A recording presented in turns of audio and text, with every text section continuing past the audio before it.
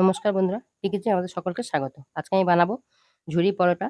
তার জন্য এখানে পেঁয়াজ কুচি নিয়েছি, এটা কারি পাতা কুচি নিয়েছি। আপনারা এখানে কারি পাতার বদলে ধনেপাতাও দিতে পারবেন। কখন দিতে হবে পরে বলে দেবো। এখানে আমি তিল, লবণ আর একটু তেল দিয়ে একটা ময়দা মেখে ডো করে রেখেছি। এবার কড়াতে দেবো অল্প একটু 2 চামচ মতো সাদা তেল। আমি পেঁয়াজটা ভাজবো। তেলটা গরম হয়ে গেছে, আমি পেঁয়াজটা ভাজবো। পেঁয়াজটা খুব লাল করে ভাজবো না, একটু কাঁচা গন্ধ চলে যাবে সেইভাবে ভাজবো। এবার আমি কারি পাতাটাও দিয়ে দিলাম।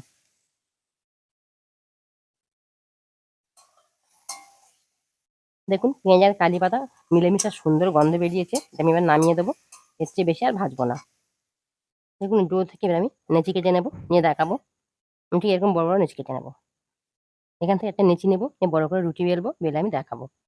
দেখুন আমি একটা রুটি বেলে নিয়েছি। আমি এর উপরে একটু সাদা তেল ছড়িয়ে দেবো, খুব ভালো করে লাগিয়ে দেবো।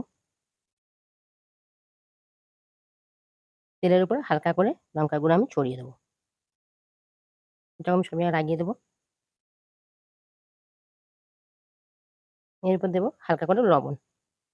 লবণটাও আমি সব জায়গায় লাগিয়ে দেবো। যে পেঁয়াজটা আমি ভেজে রেখেছিলাম সেটা আমি সব জায়গায় দিয়ে দেবো। এবার এর উপর দেবো আমি চাট মশলা।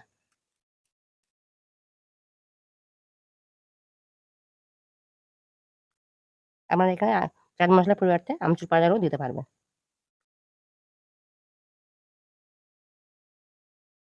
এবার দেবো ঝুরি, এটা মোটা ঝুরি। এখানে সরু ঝুরি দিলে ভালো হবে না, মোটা ঝুরি দিতে হবে।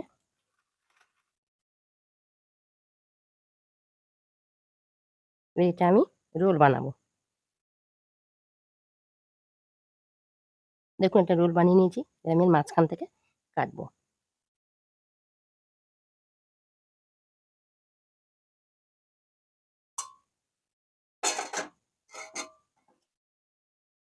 দু টুকরো করে নিয়েছি, দুটো করবো।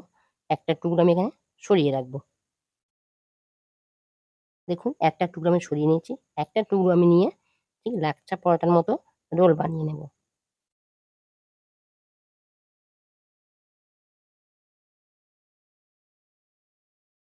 এবার এটাকে আমি বেলে নেব।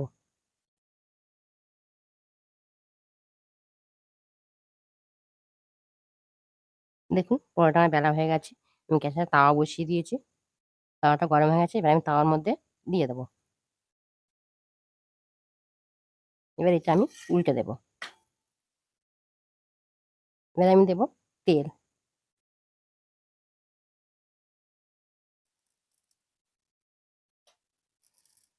দেখুন পরোটা আমার ভাজা রেডি হয়ে গেছে, এটা আমি তুলে নেবো। আর বাকিগুলো ঠিক একইভাবে আমি ভেজে নেবো। দেখুন আমার ঝুরি পরোটা রেডি হয়ে গেছে। আমি আগে বলেছিলাম যে ধনেপাতা দিতে হয়, কখন দিতে হয় বলে দেবো। যখন আমি পেঁয়াজ দিচ্ছিলাম, পেঁয়াজ, ঝুরি ভাজা, লঙ্কা গুঁড়ো, লবণ, তেল সবকিছু দেওয়ার পরে উপর থেকে ধনেপাতা ছড়িয়ে দিলে হয়ে যাবে।